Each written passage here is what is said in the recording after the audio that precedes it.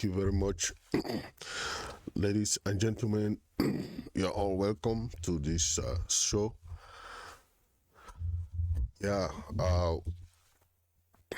We have seen a lot of images from La Republic.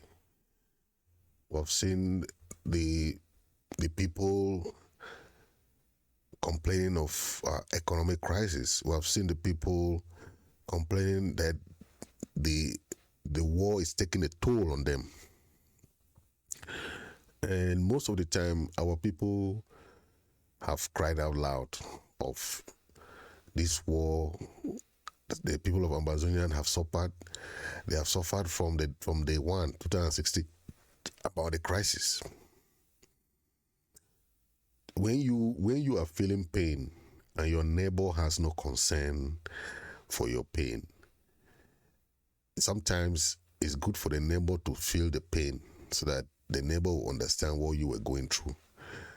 We have been feeling pain since 2016. The people of La Republic had no time for what is going on in what they call Nozo or Nozo. Ambazonian people have been pounded, killed, scorched, genocided. They have been mass killed. They have been done anything that you can think of for a slave.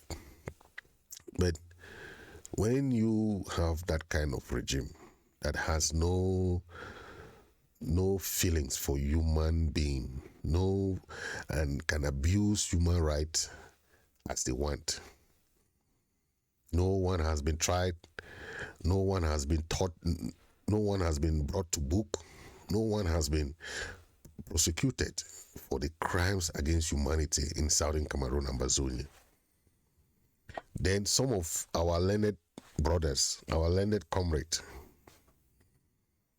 like Munzo, who say there's no genocide, that just a handpick of killing has been going on.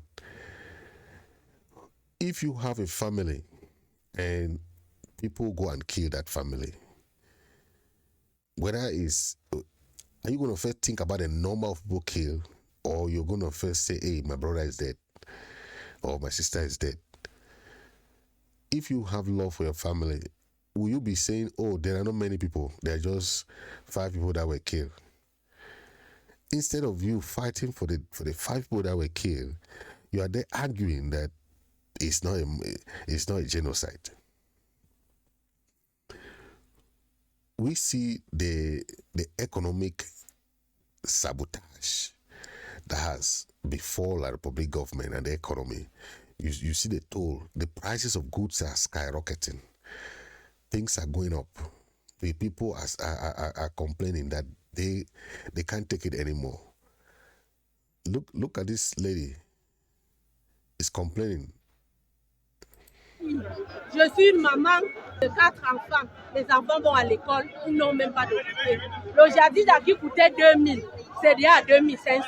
L'huile qui coûtait 1200 est déjà à 1800 le maillot. Le diamant coûte 1550 au quartier, mais ici là au commis c'est 1200. Nous envoyons la nouvelle à ceux qui nous dirigent. Les Camerounais souffrent. Ne restez pas dans les bureaux là-bas pour nous dire que tout va bien. Rien ne va au Cameroun. Rien. Nous souffrons. On n'a rien. Nous n'avons rien à manger. Nous voulons manger. Si vous aviez de quoi manger, venez aussi voir les populations lambda. Vous restez dans vos bureaux, mais on vous attend pour les votes, pour venir nous flatter. C'est le maintenant là, c'est maintenant qu'on veut vous voir avec les yeux. Vous qui sont venus nous flatter, on vous a voté, mais on ne voit rien.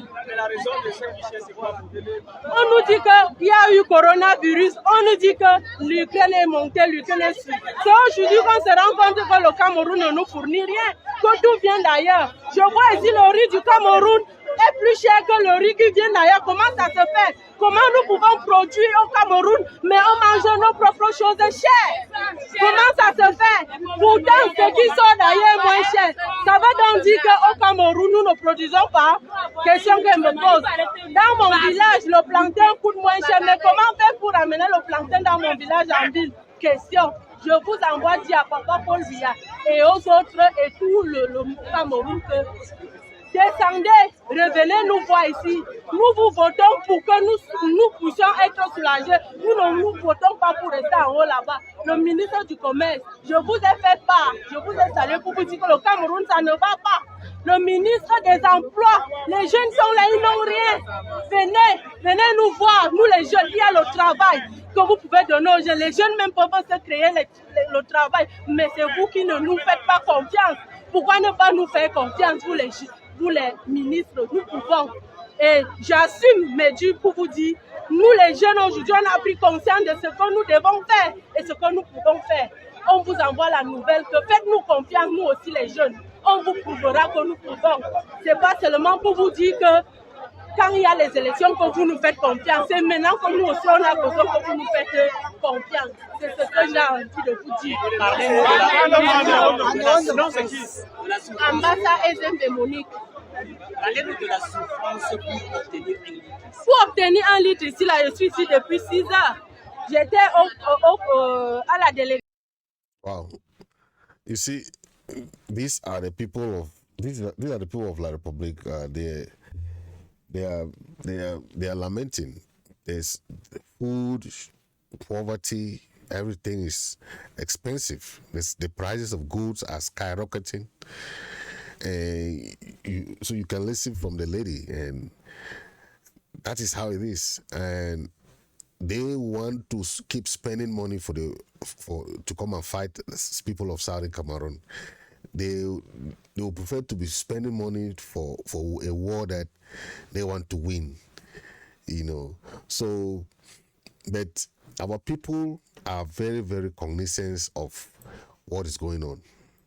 We want to make sure that anything that is going on, we know what is going on, because this crisis, we have seen the mistreatment, the maltreatment, all kinds of things that they have done on our people.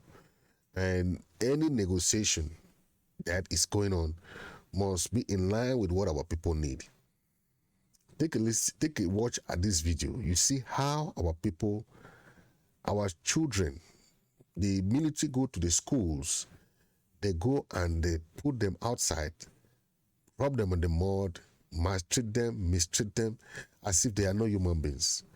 If you see this kind of thing, what do you feel about your own people? Do you have conscience? Do you have the mind to really say no to this injustice, no to this maltreatment, no to this mistreatment of my people? Take a watch. Je viens encore cela, je vais vous traiter encore cela. Je serai cela. Tout à l'heure, very soon. Tout le monde va dormir là-bas là. Everybody will sleep like those guys, very soon. Look at this phone. Regardez le téléphone, c'est là. J'ai dit de regarder le téléphone, c'est là. Regardez le téléphone, c'est là. Regardez le téléphone, c'est là. Regardez le téléphone, c'est là. Tout le monde, regardez le téléphone là. Oh, regardez le téléphone, c'est là. Tout le monde doit dormir tout à l'heure là, comme les hommes là. Tout le monde doit dormir. Ne ris pas avec moi là. Ne ris pas avec moi. J'ai dit que ne ris pas avec moi. Tout le monde va dormir. Tout le monde va dormir. Tout le monde va dormir. Oh, regardez le téléphone là. Regardez le téléphone là. Enlève-moi ton machin là. Regardez le téléphone là. Voilà. La femme si. Regardez le téléphone là. Regardez le téléphone là.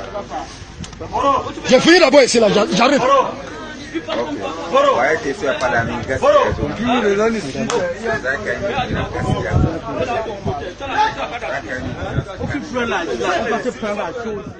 This is our people.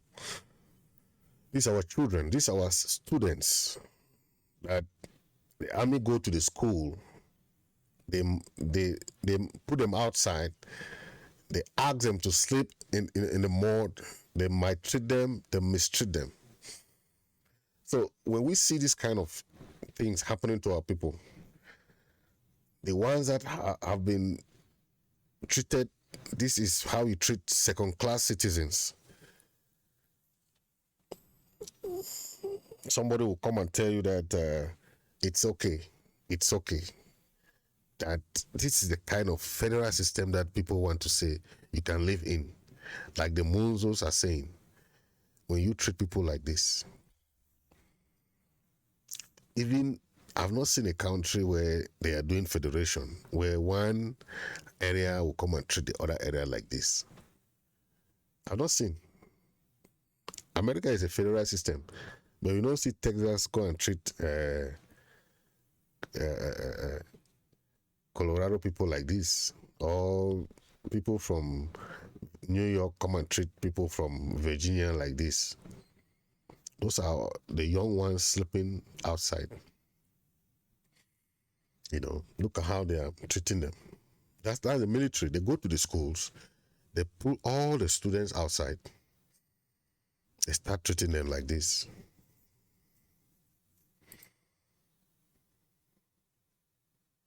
That's what they do. Regardez le téléphone, c'est là. Enlevez-moi ton machin là. Regardez le téléphone, c'est là. Voilà. Je vais te m'enlever la femme si. Regardez le téléphone, c'est là. Regardez le téléphone, c'est là. J'ai fini d'abord ici là. J'arrive. Those are girls outside.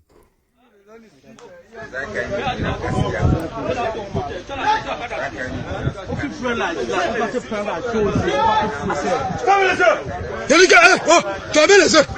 Close your eyes. Close your eyes. Look your eyes. I'll mash you. I said I'll mash you. Look your eye. Look your eye.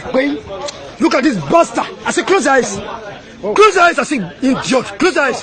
I said close your eyes. Close your eyes. Close your eyes. Imbécile. Puis la joie. Commissaire, venez voir ton champion ici. Look your eyes. Slip. Slip. Slip. Slip. Slip. Moga. J'ai transmis. Oh. Exercice à l'imitation. Donc tu fais comme l'autre l'a fait déjà.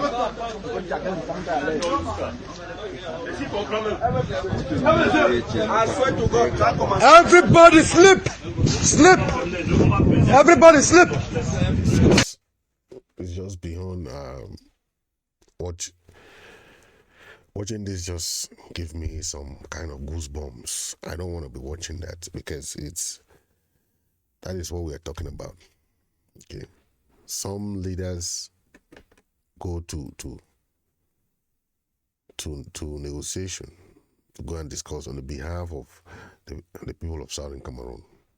Okay, we expect them to give us a feedback. One of our brother commented on this, and he said that accountability is a very important thing on this issue. When you go and discuss on the behalf of the people, you must give counter-undo. Listen to our brother. Hello, good morning, good afternoon, good evening, good night, wherever you are. This is from Foncho Frederick from Bafoot. Today is the 28th of December, 2022. I am calling on all the Ambazonians to be alert and open their eyes. For those who claim they are going to discuss on behalf of the Ambazonians behind the doors, should be very careful, because we will also hold another meeting after their own meeting has been held. Those fighters that the La Republic government are killing in Southern Cameroon or Ambazonia, they are not killing them and putting them behind the doors. They are exposing everything in public. All those corpses are lying nakedly in public for people to see. Everybody is seeing what is happening. So the freedom of Ambazonia will not come from behind the door. It will be open, exposed for everybody to be seen. If you think you will go and play that politics or that corruption you played a few years ago, no, our eyes today are open. Please be warned. Don't say you were not informed, because whether it's Canada, whether it's Swiss, please don't go through behind the doors. Everything should be exposed. That's how Seseko went behind the door and he was captured from there and taken to Yaoundé. Everything should be made to the knowing of everybody. Thank you. Thank you very much, our brother. That was a remark there from one of our brothers. But you see, this is like a general consensus. Most of our brothers are very concerned about what La Republic is trying to do. You remember what happened to Seseko? He went for a kind of negotiation and he was arrested. So we are very cautious when it comes to negotiation. That's why any negotiation that is within Africa, within La Republic, is a no-go area, because we cannot trust someone who has waged war on us and you are still trusting that person. Yes, the Switzerland negotiation was one of the best avenue, but we don't know why they left. They gave no reasons. But from the information we got was that they want to follow on with their national dialogue, which came out with their special status. So that is all what they did. But it's very, very difficult for them to tell us what we want for our own country. Okay? Yes, very difficult. That is why we have asserted our own. Greatness could arise once we break the shackles of the government that's holding us back. Our goal is to revive and implement the independence as well as restore the national and international personality and sovereignty of the former British-administered United Nations Trust Territory of the British Southern Cameroon. You are the most lucky people in the world. No human being in this world ever caught up with his history. You are standing face to face and holding your own history in your hands. Now, what you make of it depends on what you do now. To restore the state of Southern Cameroon, I say it clear. The borders of Southern Cameroon are not being made now. They are borders defined by international treaties. This country was united by permission. It was not one and indivisible. It was united by the will of the people of the Southern Cameroon. And that is why we are saying that there are two Cameroons that came together. This is the center of endurance. And endurance is what wins wars. Not how many people you kill, but how long can you endure? George Washington lost almost every battle he had, but he endured. He out-endured the British. And that's how the battle was won.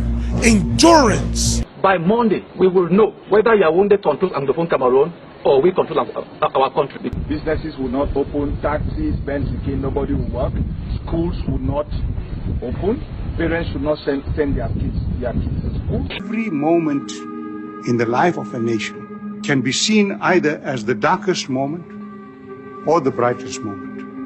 Usually both are present, and it is our opportunity, by the way we respond, to determine what we make of it. You must follow your decision to the logical conclusion by pulling out of Ambazonia, or we have to say a liberation war. Nothing is going to stop us. So help us God. We'll take our country back.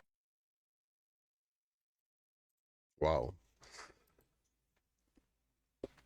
Those are the statements that you know that we have to hold on to. Endurance. Endure. In any revolution, in any war of independence, most of the countries endured.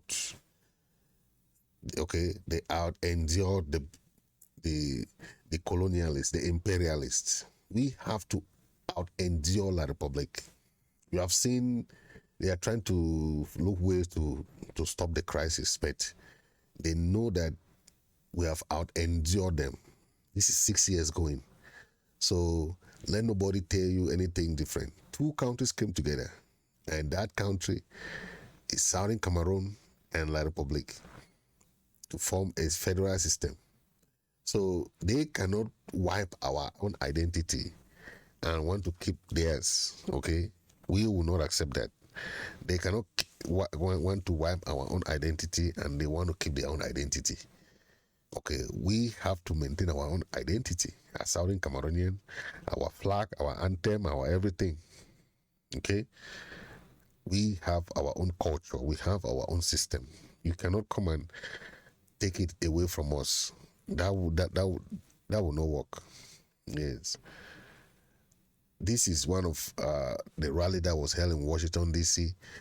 about 4 years ago. It was a very powerful rally. Take a listen.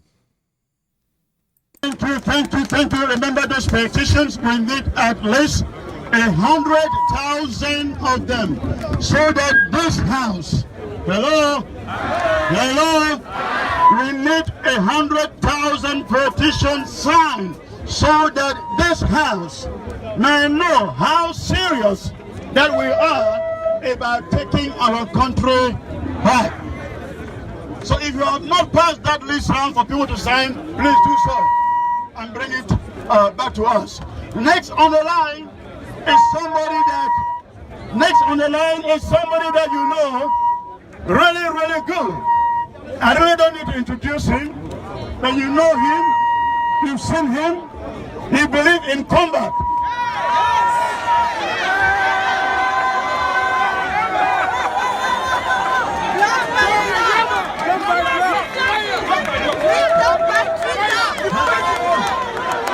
Hello, Ambazonia! Blood by! I leave him. Blood by! Put your hands together and welcome to Emma, please.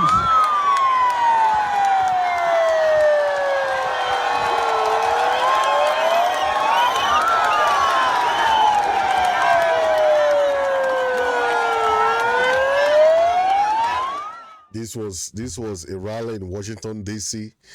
It was a very powerful rally. I was present. I saw the rally.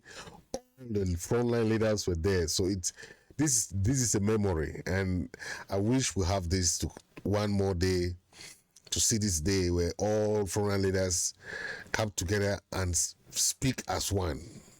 Okay.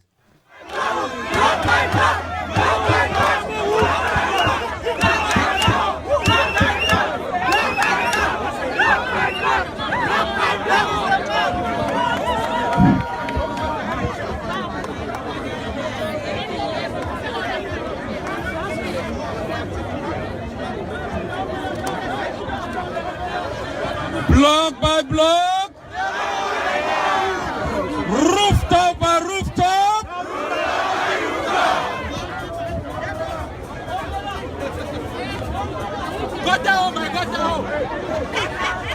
my fellow Ambazonians,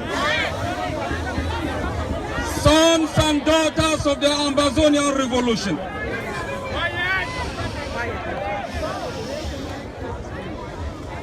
It is not time to celebrate.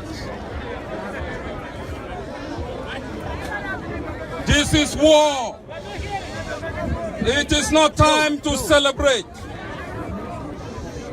They robbed you of your homeland. They took away your hope. They robbed you of the right to dream of a future in the country of your birth. They murdered your citizens. They transform your brain to think like a Cameroonian, to worship their flag, to sing their anthem, to pray, hope, and dream like a Cameroonian. They took away the land of your birth. They demonized you.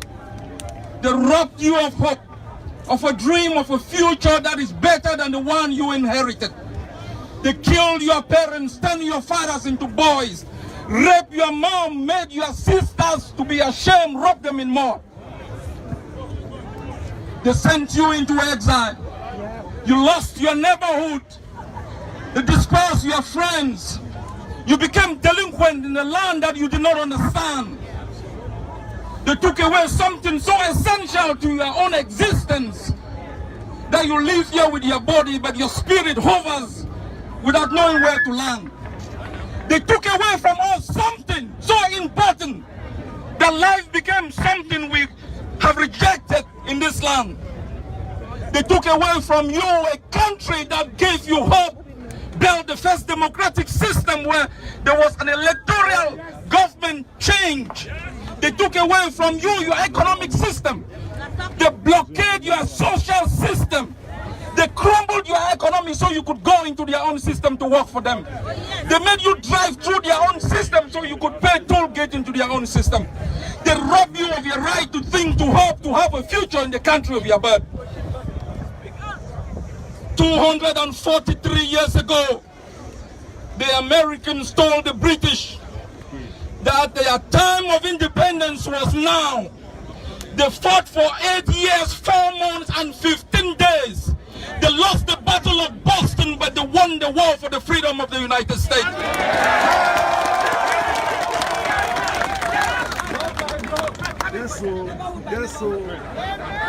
The South Africans face a nuclear power. They face a nuclear power country. Mandela said he is going to die for his people. He struggled in jail for 27 years because he didn't want to bequeath to the next generation something worse than he had inherited. He fought like a valiant soldier. The Eritreans humbled the Ethiopians, a more powerful Ethiopia supported by Libya and Russia. They fought in trenches, in gutter holes, on rooftop to be able to bequeath to the next generation something better. Your freedom is in your hands. It is going to be fought inch by inch, block by block, neighborhood by neighborhood, rooftop by rooftop. Yes, sir. Yes, sir. There you go. Your freedom is in your hands. It is not going to be given to you on a platter of gold. I can assure you here from Washington, the land of our birth, the towns of Ambazonia will be liberated by the valiant soldiers who on a daily basis lay their lives, give their blood, deprive themselves of something more precious to make sure they can stand for our girls, for our children, for our mothers, for our fathers, to bequeath to the next generation a better country that they inherited. If this is the last thing you must give for your country, stand here in Washington and think of the freedom you enjoy. Think of the millions of Ambazonians who have not gone to school, those in jail. Think of Seseko, think of Deacon Tasang, think of Palfo, think of Mancho BBC, think of Mami Abi. Are you ready to lay your life for Ambazonia? I can assure you, Ambazonians, we will build the most beautiful place on earth, a place that you would take pride in calling yourself a citizen, that will give to you a social system, an economic system, a political system you can be proud of.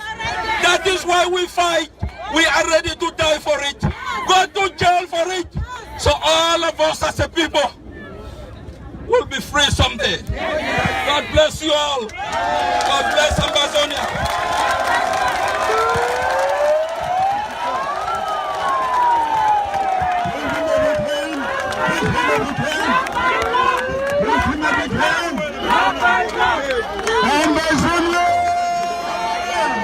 Thank you. That was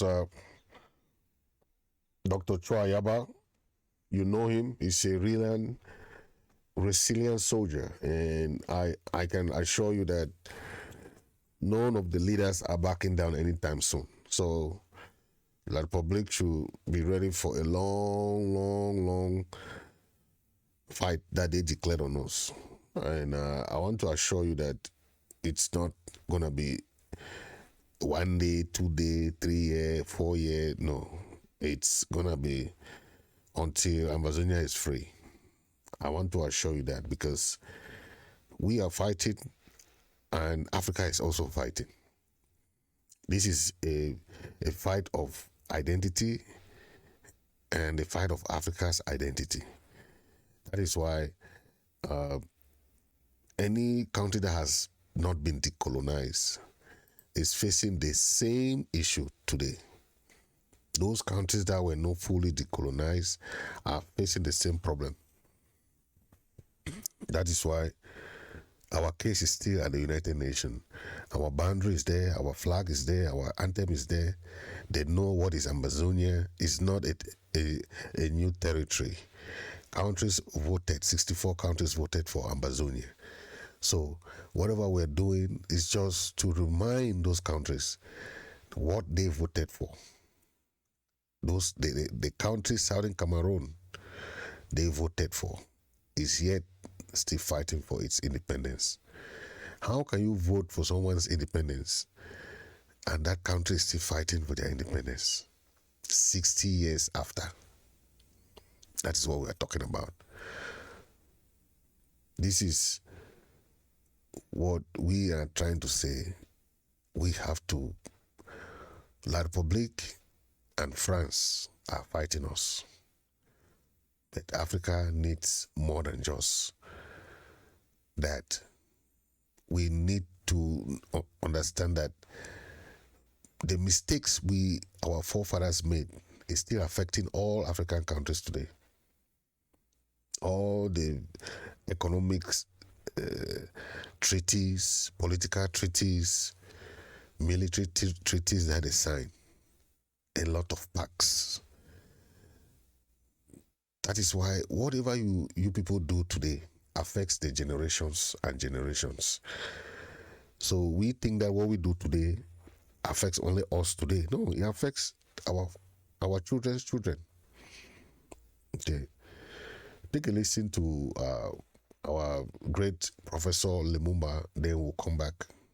In which kind of country will you want your children to be? This is the question. It is not about you and me. It is about them. This is intergenerational. After we have elected them, you'll then see them sending their arrows ahead. You'll see Bill Gates come and meet your president. You'll see Tony Blair come and meet your president. You'll see Macron come and meet your president. You'll see all of them. And then they will never admit, but they'll be told, if you want money in agriculture, behave this way. If you want money in this area, behave this way. They will never tell that to the Chinese. They will never tell that to the Indians. They will never tell that to the Vietnamese. They will never tell that to the Koreans. But in Africa, they tell us. That is why, as I speak to you now, under this new scramble, the IMF and the World Bank are back, telling you who to hire in your universities, what to sell and what not to sell. It is a sad situation. So today, as I look at Africa in that new scramble, the Chinese are here, the Turks are here, the British are here, the French are here, the Qataris are here, the Americans are here. This time round, they are so subtle that we don't even recognize them, but they control us. What are we going to do about it? In order to develop, we must do something. It has also been demonstrated that it can be done. I've traveled across this continent and I've seen that development is possible. You go to Rwanda now. They are demonstrating that it can be done. Go to Kigali now. See what they are doing in the health sector in their own small way. See how they are collaborating in the area of mobile telephony in their own small way. It can be done. I've been to Botswana and I've seen what they are doing in their own small way. I've been to Mauritius, see what they are doing in their own small way. And they do not have the resources that other countries have. And I'm giving this example to say that indeed it can be done, and it can be done within the continent of Africa. So what we must do is to begin to pulled together. We have 55 telephone access codes. Nigeria 234, yes, it can be done. Ghana 233, Kenya 254, Tanzania 255, Uganda 256, Zambia 260, Zimbabwe 263. How can we, in this day and age, you cross into Benin, you cross into Togo, you cross into Guinea-Bissau, you have a different internet connectivity. Why can't Africa have a single satellite and a single telephone call, so that when I travel from Mogadishu in Somalia to Dhaka in Senegal, like the Chinese do, like the Americans do, like the Indians do, we can have the same, because communication is critical to development. And I'm saying this, part of my agenda is to prick your conscience with live examples, that you may go out there irritated, but irritated to do the right thing. And I'm suggesting that indeed, when we talk about development, this is what we must do. Is Africa conscious of her state? Yes, Africa is conscious. This is what makes me happy. That after all these analysis, it appears to me that Africans have now recognized that going forward, we can only defeat the conspiracies, we can only have development as we are talking about it by working as a team. It is only through industrialization that we are going to be manufacturers in all sectors. Make unity attractive. Because if you don't make it attractive, we will separate, teamwork, and that will make us weaker. You are here maximum 40 years, you will have gone upstairs. But after 40 years, in which kind of country will you want your children to be? This is the question. It is not about you and me. It is about them.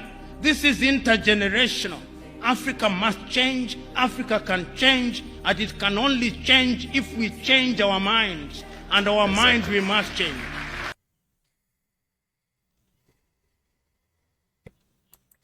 This is intergenerational. The message from Professor Lumumba, this is about the future generation. It's the same thing to the people of Ambazonia, Southern Cameroon. When you are in a struggle like this, like ours, think of the future generation. Because to be an activist, to be a freedom fighter, you are trying to build a nation. You are trying to fight for your country. And you're fighting but for the future generation. So don't expect payback. Don't expect that you benefit, or don't expect that you see what you've been fighting for. That is not what you have to do. You have to be thinking of forward-looking. Think of the future generation that are going to be. How are they going to think about you? How are they going to be thinking about us? What do we do to secure the land for them? What kind of message are we passing to our children? What kind of legacy are we leaving behind? That is what we are talking about. We have to think about those things. Okay. Yes. This is another. I went Christmas shopping yesterday with my son, and there was this charity begging for money for Africa. I told them to piss off. Africa is not poor, it has plenty, it doesn't need help. So my son then asked me, why did you say no to him, Dad? So I showed him this. Good afternoon. I am Malens, and I come from the richest country in the world. It is located in the richest continent in the world, in the west of the richest continent. My country is called Sierra Leone. On the surface, we are blessed with infinite beauty and abundance of flora and fauna, producing the most exquisite harvest of coffee, cocoa, fruits, vegetables, and caoutchouc. You name it, we've got it. We also have diverse wildlife and vast marine resources.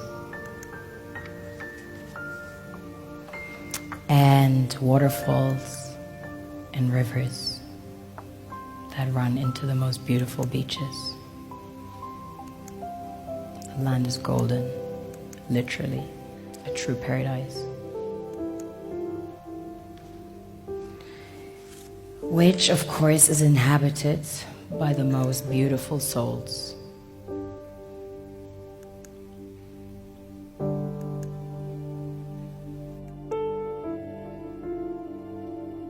We have a very strong cultural heritage. In fact, Sierra Leone had the first sub-Saharan university. Prior to that, there was one in the Kingdom of Timbuktu, which was the first university in the world, succeeding the great Gnostic schools of Egypt and Osiris. On a deeper level, we are blessed with the real treasures the kings and queens of this world desire.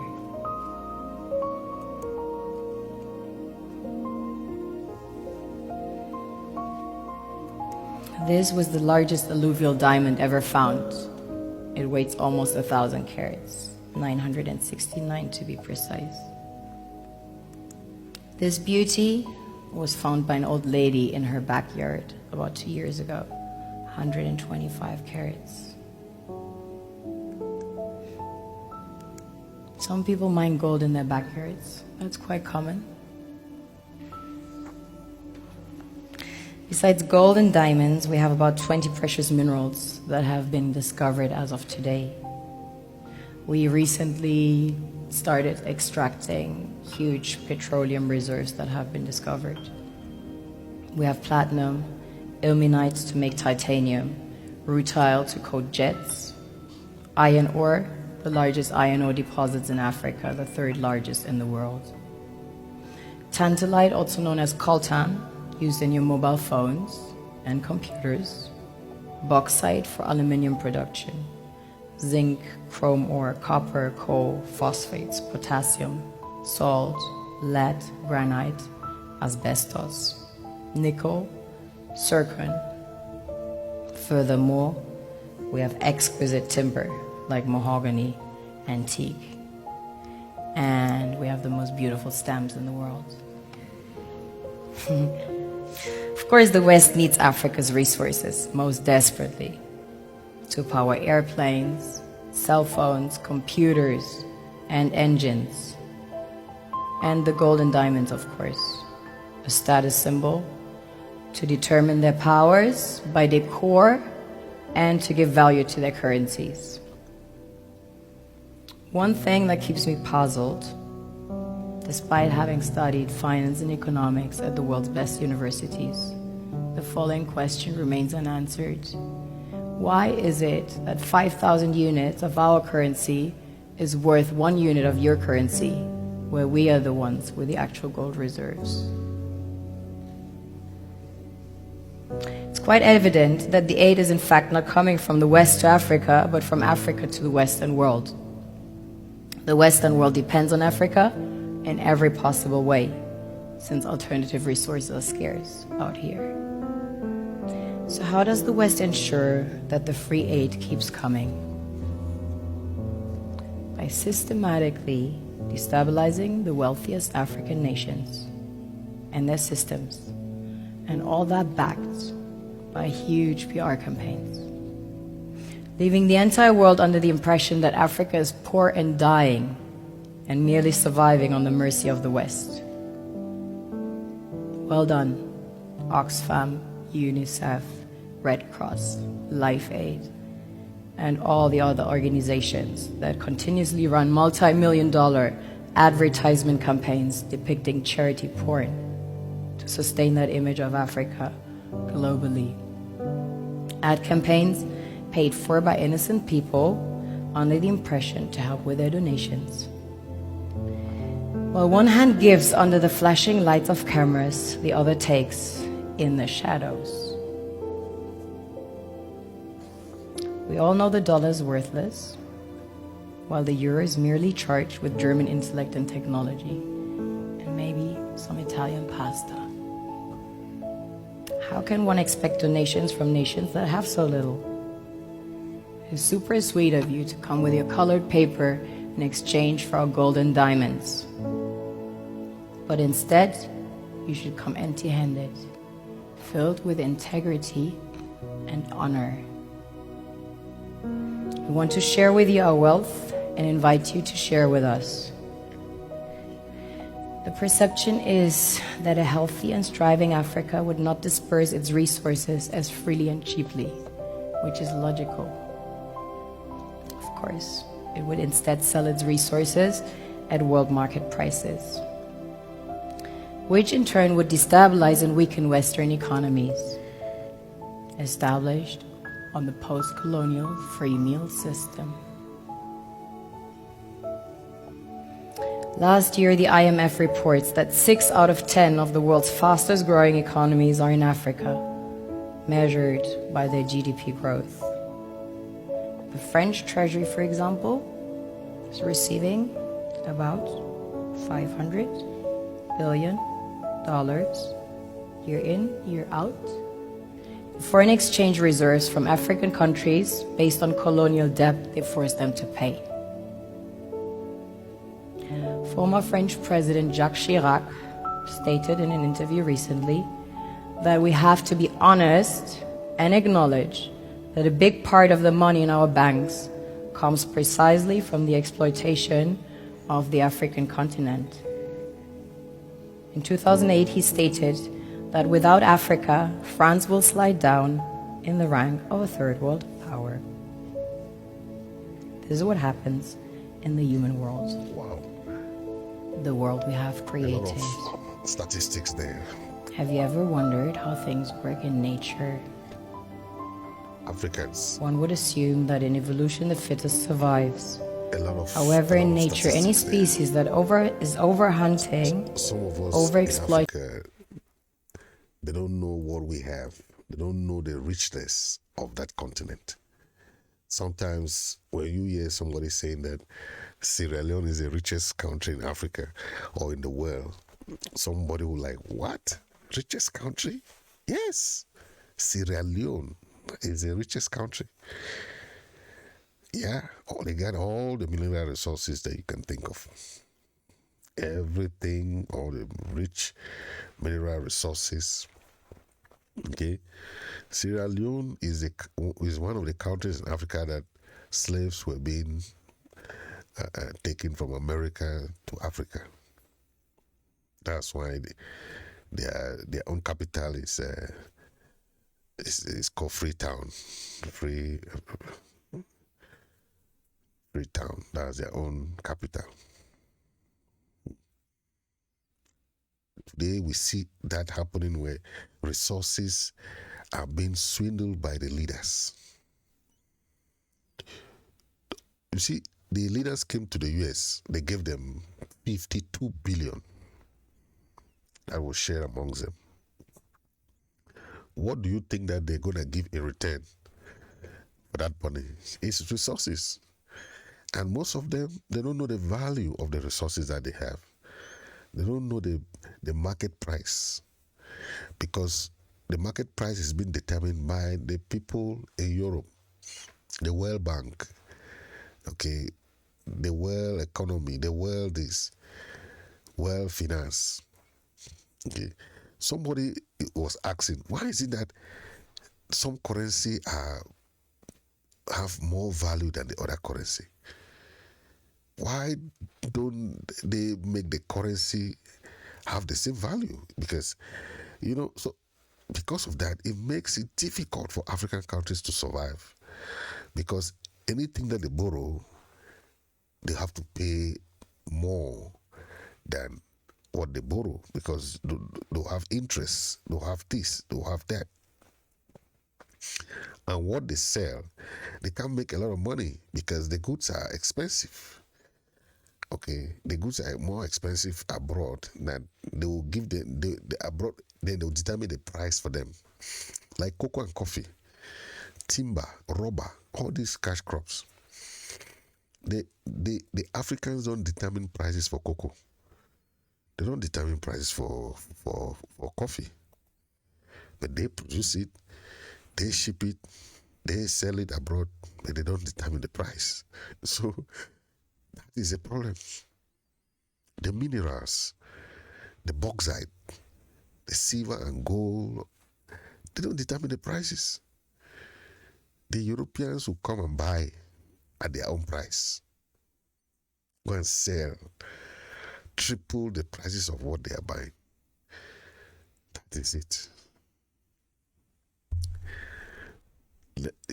It has gone the same way in most of our Africa. Yeah. Face the same. Because the Chinese does not need to master another man's English. And when you go to the United Nations, you see people who can speak English, refusing to speak English, insisting on speaking their mother tongue. And the United Nations will use our own money to pay for interpreters and all of that will help everybody to understand what they are saying. The Chinese will say, tun, tun, tun. I don't agree. You can't say, no, you must speak English. Because globally, there is no language that is a standard or a determinant of progress. So that is critical. Now, here, English language is fantastic. There's nothing wrong with it. And I'm not saying we should take it away. I am saying that it is overrated. English language should not be a determinant of progress in our own country. It is not our fault. I'm speaking to you guys, right? It is not our fault that we have our language. If you can't say church, you can't even marry the girl of your dreams.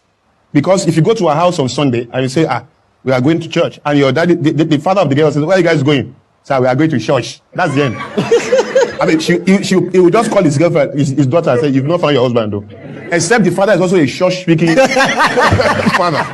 Where church has met church. And their church is so by sympathetic resonance. Okay, they agree. Okay, great. But the idea is that we really have to take a second look at this. Because if I cannot say church and I say church, it's not a proof of my intelligence. It does not define the strength of my character. It does not show the credibility of my decency. And so the people who observe me, must have another kind of education that allows them to move beyond the limits of container, which is what the tongue can do. The tongue, your body, my suit, and everything I'm wearing right now is a container. My true content is the content of my character. And that has nothing to do with the way I speak. Now, this is the challenge. The guys in China, the guys in Japan, the guys in America, in England, in Germany, in France, they have learned 4 subjects in their native language. That's important. They've learned physics, chemistry, biology, and mathematics. Those 4 subjects make everything that is in this room. Physics, chemistry, biology, maths made your suit, your computer, your watch, everything in this room. Everything in the world, they made it. Every other subject is either selling what they make, distributing it, protecting it, or doing something.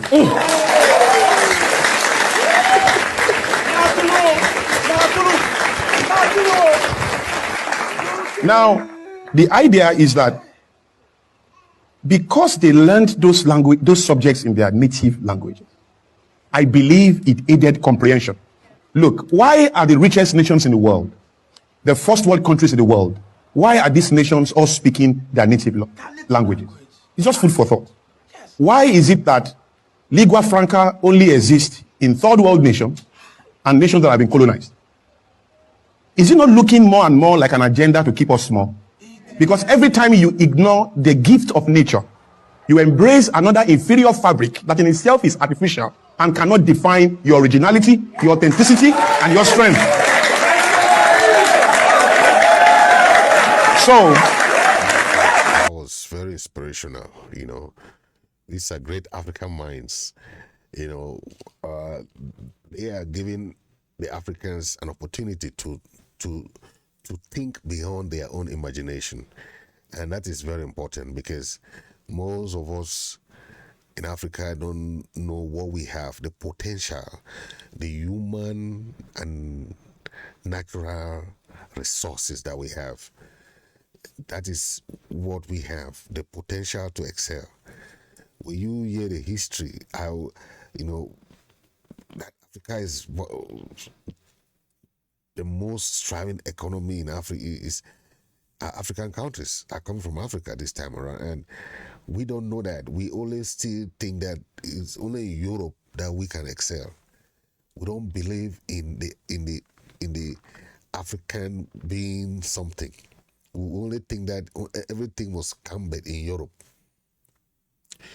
That is why we as Southern Cameroonians, Ambazonians, we must maintain our hegemony, our heritage, because no other heritage can be a heritage. No other identity can be an identity. Your identity as a people is what makes you. If you don't have it, you don't have it. When we see most African Americans are going to Africa to go and try to find out their DNA, their roots, it's because they want to identify themselves. They will go and pay money so that they know where they are coming from, where their forefathers came from as slaves.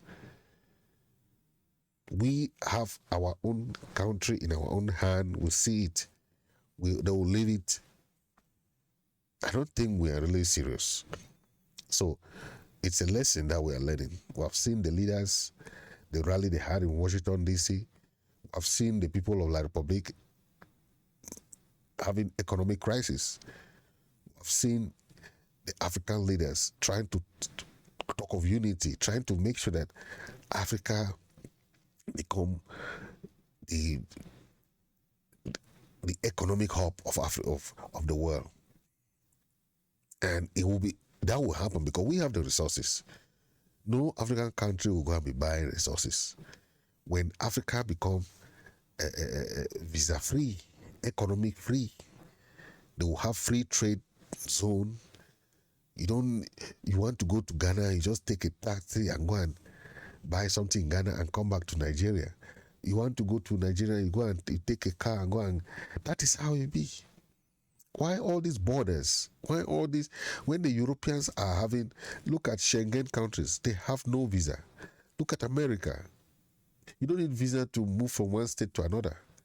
Look at Russia. You don't need visa to go to one state in Russia. Look at the Chinese. We have to copy the good examples so that we make Africa what Africa deserves. Yes, that's what we're talking about. So thank you very much and see you in the next episode, and God bless you all. I'm going back to my roots, yeah. Reggae music is all that I need. We are going back to our roots.